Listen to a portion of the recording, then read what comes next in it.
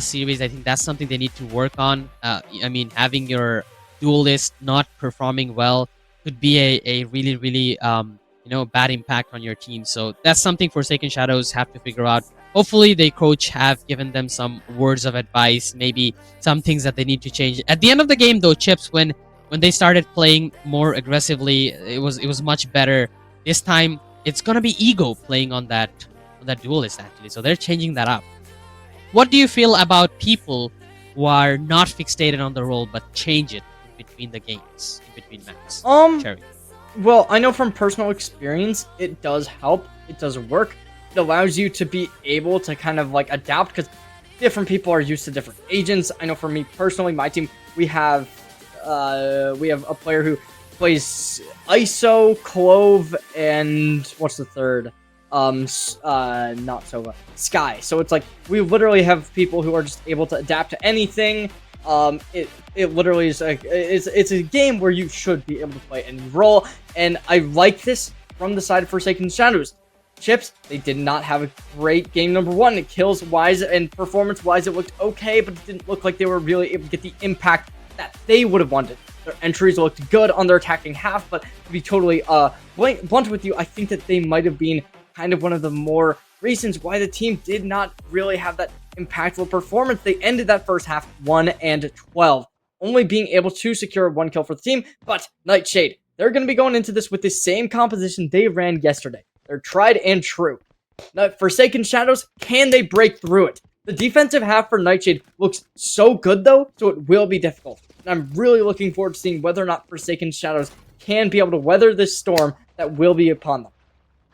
Yeah, it is something that we gotta find out. They have a completely different composition.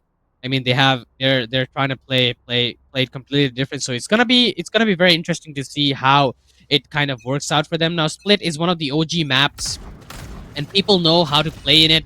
Like, they've been playing it ever since the game has been released. So both of the teams know every nook and corner and space of the map.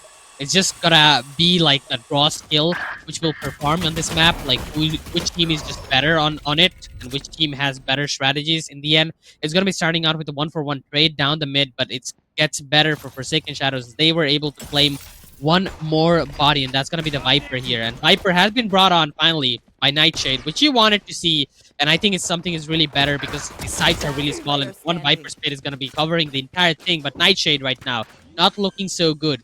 They already taken care of everybody on that B site. It's gonna be completely opened up. Tejo's the last one alive, and he has to deal with 4. And he's not gonna be able to find any as Seraph finds him in the back line, and he's gonna be taken out. That's gonna be a good start for Forsaken Shadows already, as we might. I'm actually gonna be cheering for Forsaken Shadows here, because I want to see a map. I would also like to see a map 3, just because the caster who's going to replace you is having a little bit of a long map themselves at currently 2-2. So we're hoping for a map 3. You know what I mean?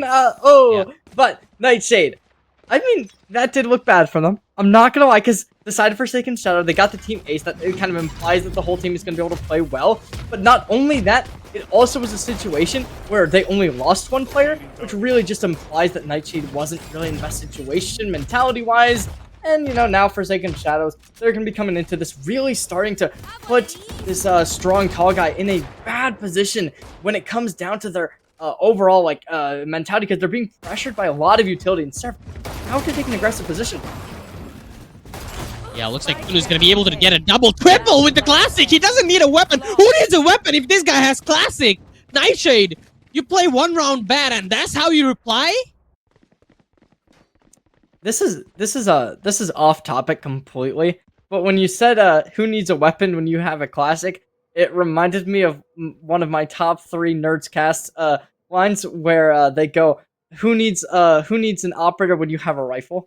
And it's a similar line where it's like, you don't even have those rifles. Yeah. That Classic's gonna be able to equalize this for you, and it is good. Forsaken Shadows, they put themselves at 1-1, and unfortunately for them, it was a little bit of a rough spot, allowing NIGHTSHADE to get those close range engagements. And oh no, Forsaken Shadows getting a little bit too cocky. Yeah. Oh, that's clean tap on the head there. Gonna be able to take him down, but look at that. Salva's gonna be able to take out Seraph. Shadow gets another one. And this time, Nightshade, they're playing aggressive. They have the spike under their control. Leo's the last one alive. We know he can hit those shots, but he's covered by both of the corners here. And line it out. They go for the knife here. They're not going to be able to connect the shot here. Leo still surviving with 10 HP only. Doesn't have bullets or anything. He goes for knife himself, but gonna be denied off of that. And that's gonna be the second round secure for Nightshade. And what a turn of events here. Here's another little history lesson for you, Zane.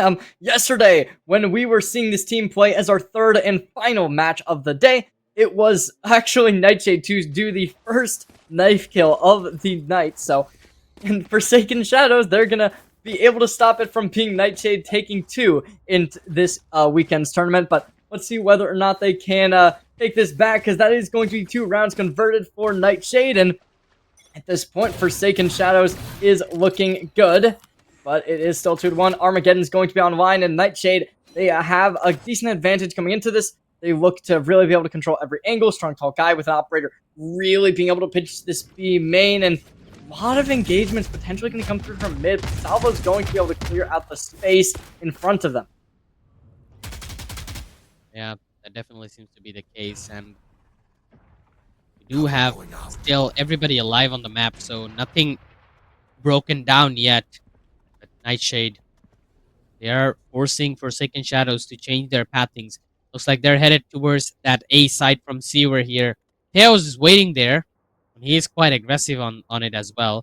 Teo is going to be able to get some information. Doesn't connect the lineup. He would have gotten 2 if he did.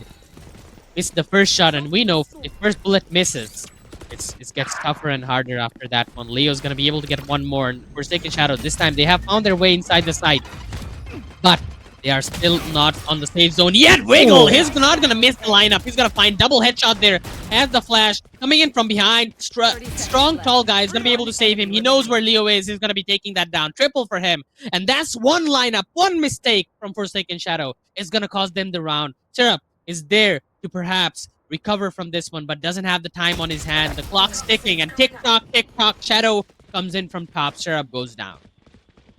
Shadows to conclude round number 4, bringing the lead from Nightshade even higher. Now, as we remember, this is their better half. This is the half where they can play their best. So they really do have to come out of the gate swinging here, and they definitely did so. They lost the pistol, but they bounced back immediately. Strong, tall guy keeping the operator in hand. Probably going to be dropping that over towards the A ramp, I think, which is odd. So, oh, never mind. They're going to be playing this down mid, looking to pilot it here, and having that gate crash open for that A site if they do so need. Yeah. It could be tough if they lost that round, as you mentioned. Nightshade, they're able to bounce off. They are doing pretty well so far. Forsaken Shadows, not a good start of the map. They already lost their Teo, so they're not going to be able to clean up those corners with those Salva missiles anymore.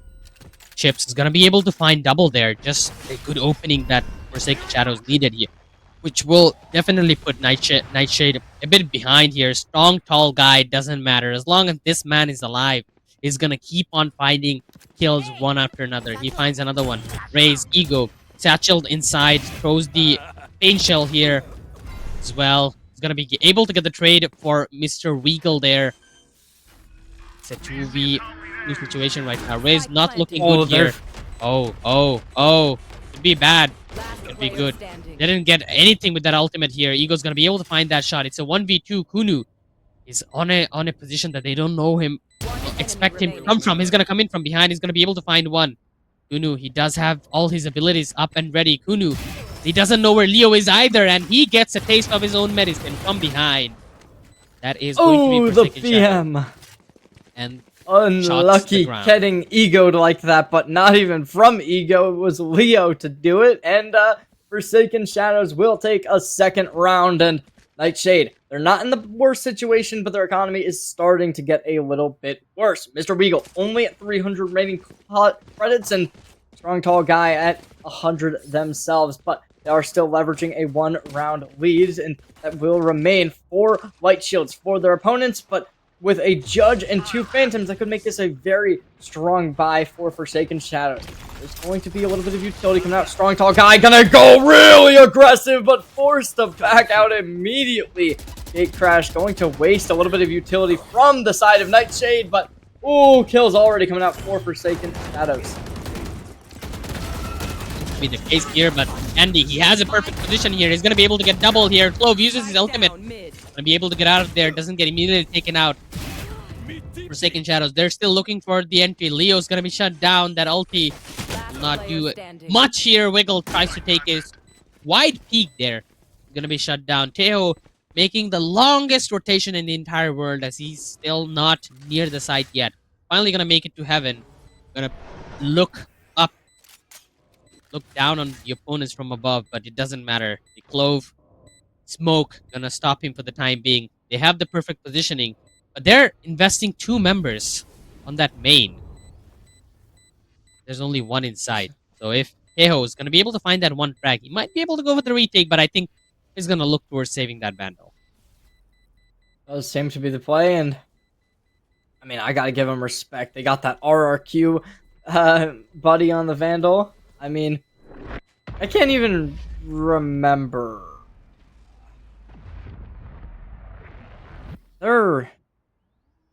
Yeah, okay. I was going to make a reference, but then I remembered that would be the wrong reference to make because yeah, they are the Indonesian esports team, and Nightshade, they've equalized this out, unfortunately, so they are going to be in a rough spot now. The economy not going to allow Strong Tall Guy to buy an operator, but they do have the money in hand to take up a Phantom.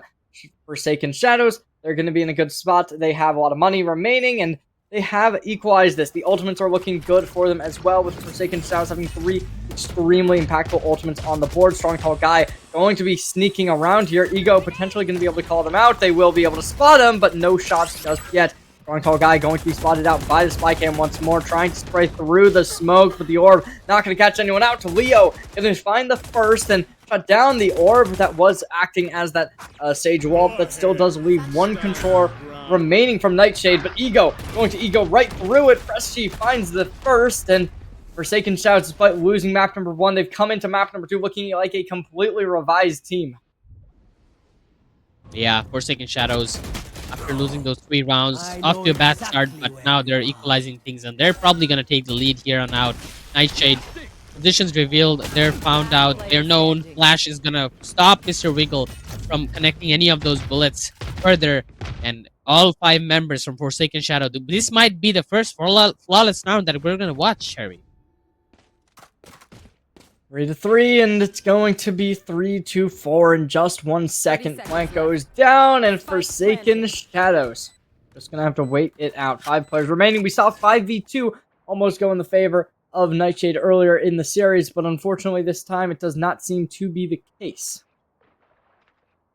Yeah, it's never gonna be the case. Kinu trying his best to save the weapon. We're not gonna see the flawless down coming in. Salva missiles come in. Freshy is gonna be able to find that shot through the wall. Perfectly connected utility there, knowing where he might have cornered the enemy into, and then perfectly connecting those shots. I love it when players make split-second decisions like this, especially Teho being an agent, which does this job very wonderfully. Just, you know, gets everybody out of those corners with those salva missiles. In the words of TMV, breach but better. So Nightshade, they are going to be able to use that very well, and unfortunately it's just not as well as Forsaken Shadows, who has been really pro-dominant when it comes to being able to combo those 2 characters together. They will have that Rolling Thunder online, as well as the Showstopper, which they can use really well to start being dominant and create a chemical reaction to kind of just destroy Nightshade's defenses up towards the B heaven, which could come out at any second. They haven't really been able to hear anybody. Contact not made just yet, so once that engagement does become inevitable, Forsaken Shadows, they could just drop an ult in immediately, but Rolling Thunder going to take a little bit to get up to the Ego, since they do have a little bit of distance between them. There, Forsaken Shadows, again, trying to exploit that mid area that they have both A and B opened up, which does give Nightshade less map to play with.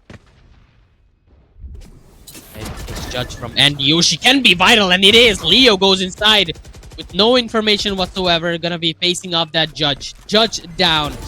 That regen shield is gonna heal him back up. The Omen blind is gonna stop them from entering for the time being. Shadow, the whiff! He could have gotten multiple frags there.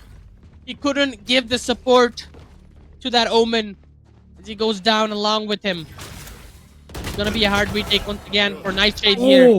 Unu, perfect guess from him, but he's down 11 HP as well. Strong guy is the last one alive, and strong, tall guy. He's gonna go down along with Kunu, who was in heaven.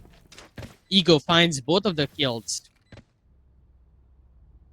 Forsaken Shadows, they're still taking the lead, and despite there being a situation where Nightshade has become one up in the series, they've become really good at the start of this half. They haven't lost their mentality. They haven't started really second guessing themselves, and they are just going to keep going into these fights, exploding onto the site, finding everything they could ask for in Nightshade. They haven't been able to find a response. This is a composition that should be good on that defensive side. They have that double controller. It's good to be able to hold space, especially towards mid. Unfortunately, it's been these utilities like the stealth drone that just come out each and every time, and it has ruined Nightshade's opportunity to keep this space in their control.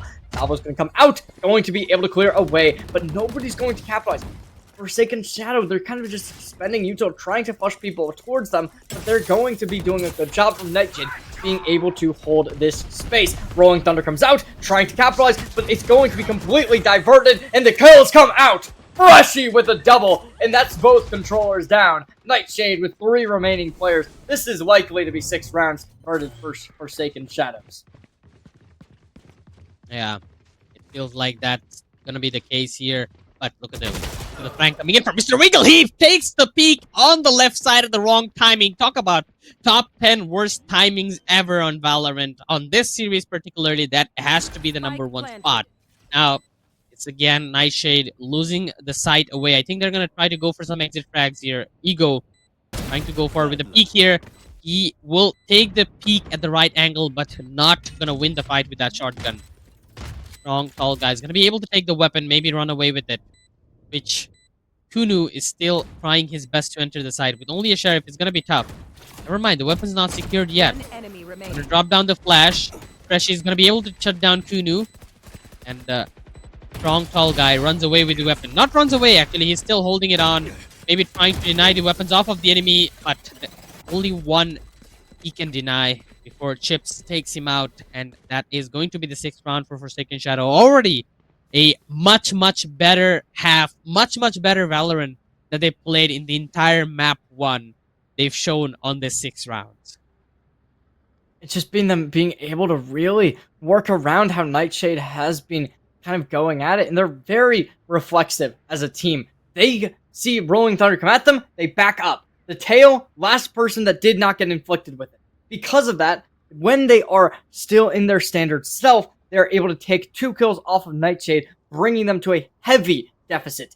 Forsaken Shadows, they look good, but right now they are just kind of playing with their food. They haven't been going with any crazy strats. They've just kind of been working at what Nightshade has been doing and countering it. Their manipulation of the battlefield has been absurd with how they pull players to mid and they just find them out early. At this point though, Nightshade, they're down 3-6. They called a timeout. This could be considered too late. I think this is a good time. They need to stop the bleeding. They need to stop it now. If you allow this to go to a 9-3 half, I'm not saying it's unwinnable, but it will be hard, especially due to the fact that this is split, which does favor the defensive side. Forsaken Shadows, though, they have a lot of utility that they can pull out here. They have that Showstopper. They have that Rolling Thunder still. Both of these can be so dominant on an A hit, able to completely clear heaven or main and just get their way onto site, especially with that Showstopper, which that presence alone is going to create some real fear in the eyes of the Nightshade.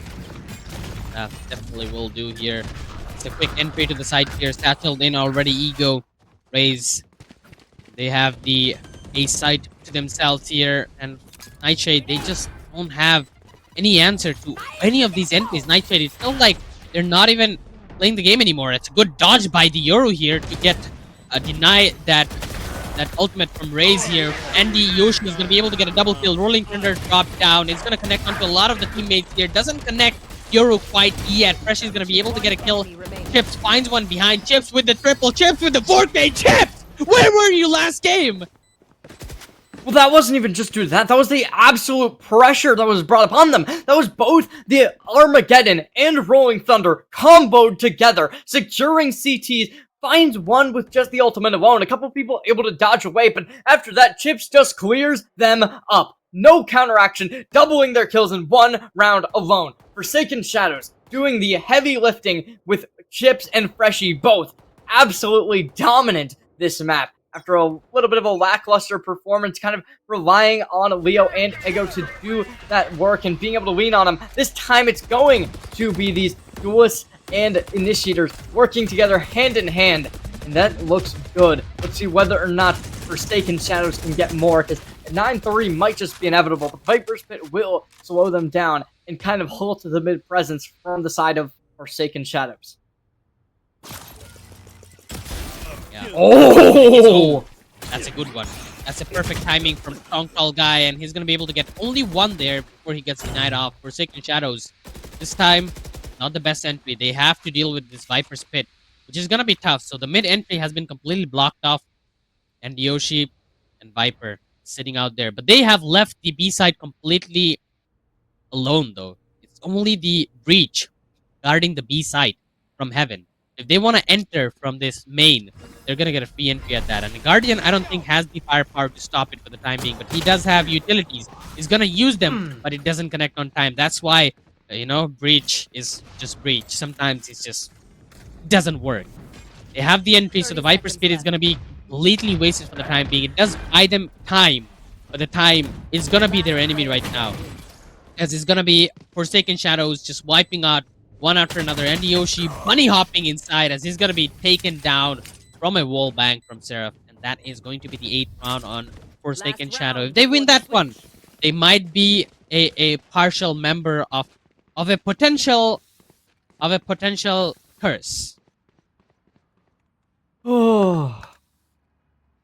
This is so dominant from Nightshade on map 1, but after map 1, they've completely just turned the script around, and Forsaken Shadows have brought it back into a just dominant situation. I mean, there's not much to say about this. At this point, though, Nightshade, they need to change something. There's an ult for the Clove who can just kind of run it down and be able to really clear away the defenses, because they don't want to fight somebody who's inevitably going to die anyways. Nightshade, though, they're going to dodge out on this Roomba, and they're going to just go straight back on into the smoke, trying to dodge away, but they might get called out by the spy drone. Never mind, it will be going, and it won't be able to pick them up just yet. Never mind, I think it did. This Judge is trying his best to hold off that connector. Not going to be easy, though. It's going to take some time. But he's currently holding his very best with 61 speed that he has. But looks like Nightshade not going to expect that coming in. Finally, Satchel's up, but he's going to be able to get that one flashed off. Clove is going to be able to get out of there. He's safe for the time being, and Yoshi immediately changes up the position. Good news here for him. Look at the trigger discipline, but Shadow's going to be taken out. Leo, that is such a bad timing there. Kunu's going to be able to take out one. Fury goes out. 3v3 right now. Not good news for Omen. He's the only one left with red heart. As they get inside the site, it's going to be another retake by Nightshade. Retakes aren't happening for them in this game just yet. And Yoshi takes a peek with just 10 HP. He's going to be able to get one. Seraph was unable to react to that. They're both inside the site. Drops. Shoots down the drone. Gives away his information, Mr. Wiggle. Drops the...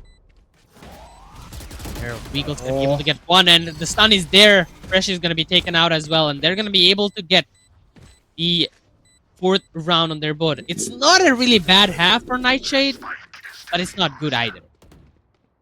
Yeah, I'm definitely favoring Forsaken Shadows in this map, just due to the fact that this is split. We've seen how Nightshade likes to play this weekend, and they are going to have chances. If they win this pistol round, it's more than winnable, just because there's always that chance that you win that bonus as well, make it 7-8, and I wouldn't be surprised if Nightshade can win this. I like the default wall coming out from the Viper instantly. There is going to be a camera that will be able to get a little bit of detection, but at this point, Nightshade is looking strong, being able to kind of, by the looks of it, go for some default plays to start us off, which I think is going to be better, just because Forsaken Shadows just has been showing time and time again how much utility that they can combo off each other and just kind of find those early bits of picking out one player after another, and we'll have to wait and see whether or not Nightshade can get through the defenses in this pistol. Yeah, the pistol round does a lot of things depends on the pistol round, but I feel like Forsaken Shadows, they should be worried about their defenses because Nightshade, they were playing super aggressive in the defense half as well, and in the previous map they were aggressive as well. But this time Forsaken Shadows is gonna be able to shut down every single one of the members of Nightshade. Similar situation to what happened in the pistol round on the first half, and I feel like Nightshade, they are now in deep trouble. Yeah, they've gotten into hot waters, and Nightshade does not seem to have enough gas in the tank to be able to keep up with Forsaken Shadows, especially Ego, who had that double kill in this round. Nightshade was just able to kind of just get fallen apart, and now Forsaken Shadows, they are going to be up 9-4, bringing themselves onto their buy round. For Nightshade getting a little bit desperate, going to be full buying into this by the looks of it, with 2 Stingers and a Bucky already getting picked up. On the attacking side, getting these close-range weapons, especially in a map like Split, isn't going to be amazing, but they are going to try and pivot towards mid. So I do not hate this, just because this is the best place for this range. Oh, it forced it, and this force is going to work out strong. Strong, tall guy, again, making those plays. Going to be able to get a double kill there. Forsaken Shadows down and left with 3 members here. Nightshade, they got to win this. They have to. They have forced by themselves into this round. If they don't, it's gonna be tough on their economy. They're looking towards that B entry here, still waiting out on the mains. Gonna send out the drone to potentially find out anybody here. Leo's not gonna be spotted out. Well, Leo in deep trouble though. They're in the thick of it, but they won't be finding one. Shadows with the Stinger. There's the high ground, which I was a little bit worried about, but Kuno's gonna be able to separate that very quickly, isolate the pick, and it's all up to Seraph. This might be exactly what Nightshade needed to bring themselves back into this match. A 5-9 scoreline, and Andy Yoshi the one to close it out. Nightshade will be still in this series, and let's see whether or not they can take this out in a 2-0 fashion. They're going to be able to bring that one back amazingly, Nightshade. Very beautiful round there, and especially Andy Yoshi there. Strong tall guy there, taking that risk into the smoke, finding a double kill. Pretty good. And I feel like Nightshade, they haven't been taking a lot of risks in this map. I mean, all the risks they've taken were not worth it. On the defense half, they were taking some risk on the mid, which didn't really work out for them to judge plays and stuff. But this time, on the attacker side, I think the risks are going to be more valuable if they can find these kills. It's going to be a entry this time around, but they don't expect Syrup to be that close. Syrup tried to get back. He missed out those shots, initial shots, and he's going to be taken out in the end. It's all down to Leo on Heaven right now. Leo's not going to be able to do much there. Strong, tall guy taken out. All of them are going for the back, and it's going to be one person, Wiggle and Shadows, keeping back behind the box. That's why, my friend, Cherry, I've heard you say this. That's why, my friend, you should check your corners. Oh, that's the line that Nightshade has remembered, and they did not see Forsaken remember that for sure, because that was a double kill from Shadows just to be able to get behind that box with the Phantom, spray them all down, and lay out bodies. Nightshade, they're down still, but it's only 3 rounds. This lead could go away at any moment, but at this point, you can't worry about the future. You have to worry about the present. And Nightshade, they will be stacking over towards mid once more. 2 players in spawn, which one of them winding up the fault line makes sense, and over towards the side of Forsaken Shadows. They're trying to set up a trap play, but it seems as if that's not going to have any real value, since, okay, Clone's going to be able to take the hit of the trap, and there's going to be the gate crash. Light's being awakened, and Sight has been taken. Seraph is going to be standing here trying to wait for the smoke to dissipate, but what they don't know is Andy Yoshi backing off, and they were playing at the height, but no longer. Trying to play a little bit aggressive. Yeah. Spike planted. Gonna be this spike planted once again, and they have it. They have the site under their control, but Leo and Freshy, they're coming inside. Gonna be able to connect those shots. Chips finds another one. Wiggle is there against 4. It's gonna be tough right now. They don't have the best positioning here. Wiggle can be able to find one shot. Kudu, he gets a double there. Chips found out, but Chips is gonna be able to take him down. Does he have enough time?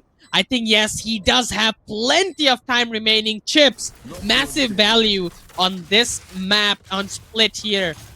He didn't have the best game ever on Haven, but it doesn't matter. Look at Chips, just top fragging casually on this one. Chips reinvented themselves and they've become this masterclass level player who is now being able to carry the side of Forsaken Shadows. In a couple of these rounds, it has really seemed like Chips has been the only reason that they were able to take it away. Nightshade, they're looking like they can get this back, but at 6-10, their economy is still good, and Forsaken Shadows, they're going to be putting in a light buy here with 2 Guardians and an Ares, surprisingly. Not a gun that we would see most frequently, but it is certainly not the worst gun in the game.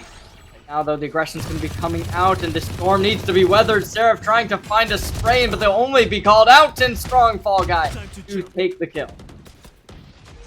Again, Strong Fall Guy finding the first bloods here, finding these values for Nightshade here. I'm wondering how much first bloods we're going to see on him, because that's something that I really want to see after the game ends. But for the time being, it's going to be the side for Nightshade here. Last time the retake failed out for them, but this time they have the ultimate. They're going to be able to get double there, triple there with that ultimate. Teho! Kunu is once again bringing things back, and this is not over yet. Forsaken, you might have added an extra little weight with Chips playing out of the mind right now, but that extra weight just means you are equal with Nightshade right now, because they're still fighting strong.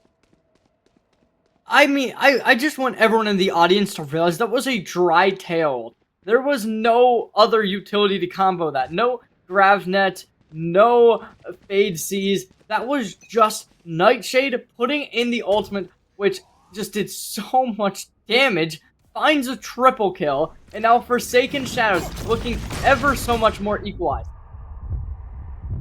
Definitely bringing the best value out of their Armageddon. They were not able to get out of that. And Strong Fall Guys inside the side again. Once again, like I said, sum up the map. What is happening? Strong Tall Guy in a position that Forsaken doesn't expect them. This might be the flawless round. The first one in the series, and it is the flawless round. The first one out of all the rounds we've played, and Nightshade brings it out in a crucial moment such as this one. Forsaken Shadows, they have a strong lead, even so, but that strong lead, it's gonna be breaking up soon if they don't start catching up their breath. Nightshade just takes the momentum away from Forsaken Shadow, and their defenses are completely getting shattered at this point.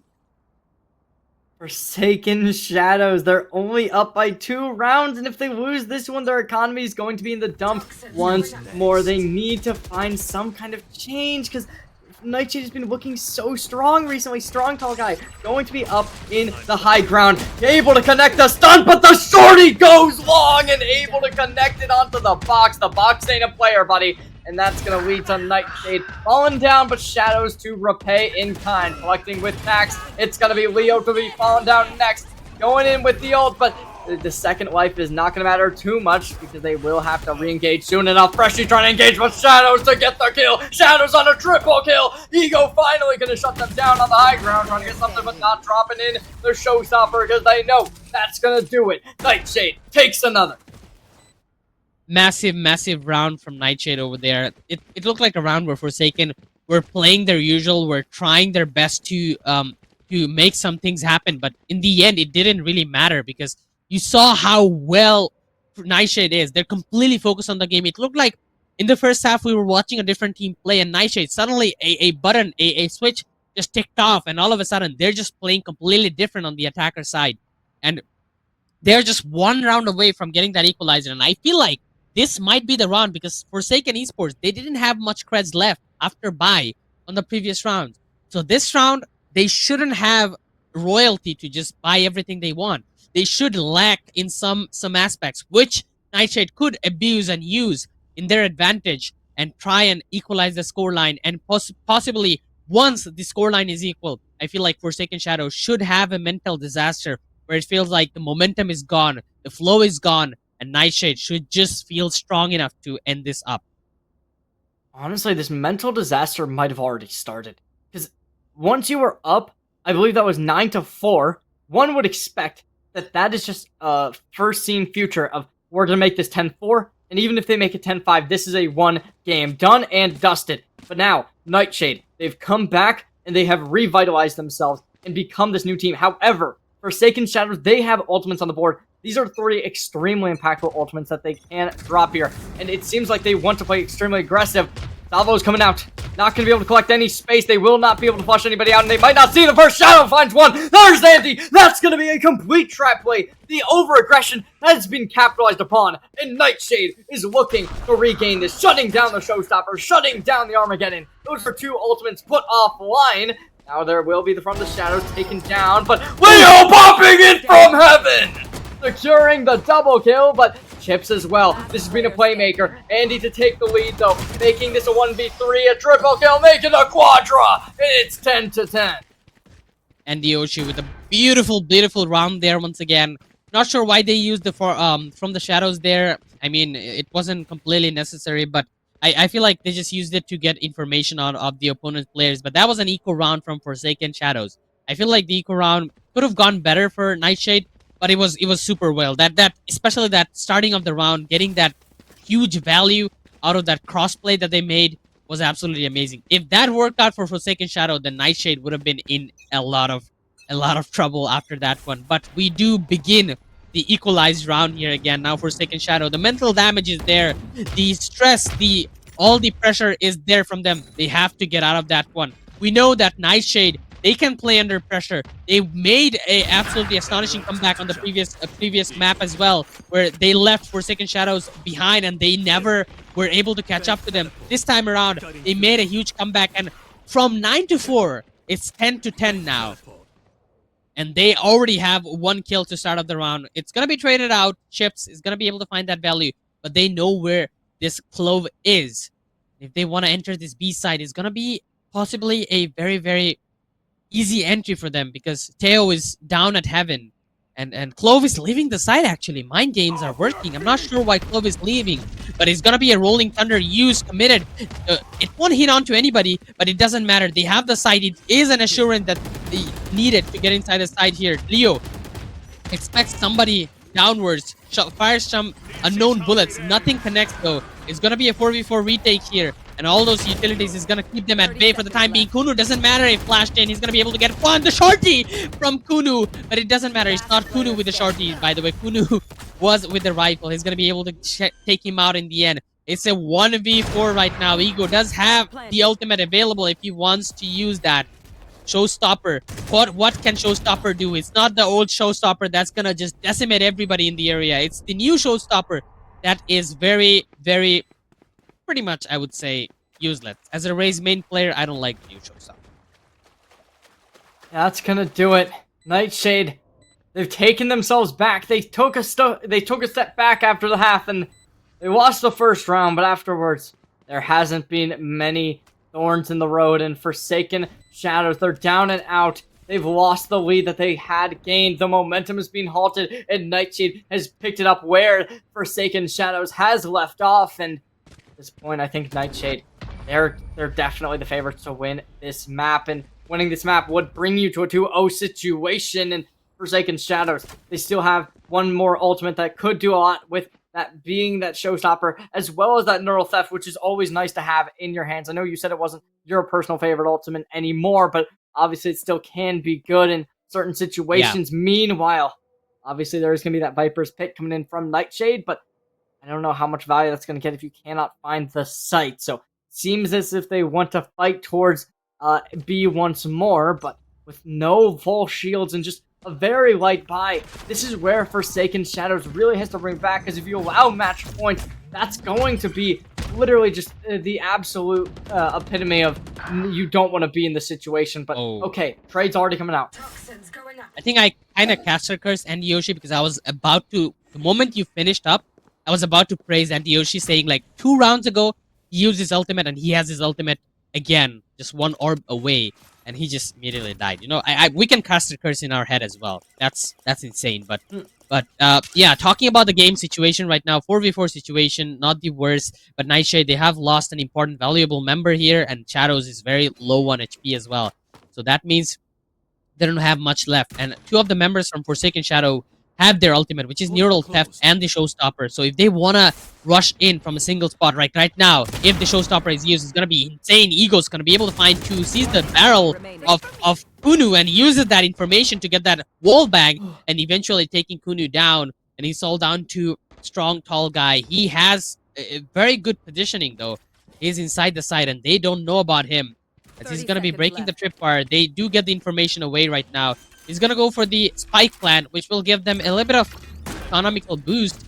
But after that, he's just gonna have to like play out of his mind to try and stop this retake from happening. He does manage to get a good positioning there, but Freshy does expect that, and he's gonna be able to take him out. And a 4v1, a very, very beautiful retake coming in from Forsaken Shadow on this one. And it wasn't even the retake that was more beautiful. It was the way that they played out the round, especially on mid. I feel like Nightshade, they were a bit slacking off on that mid.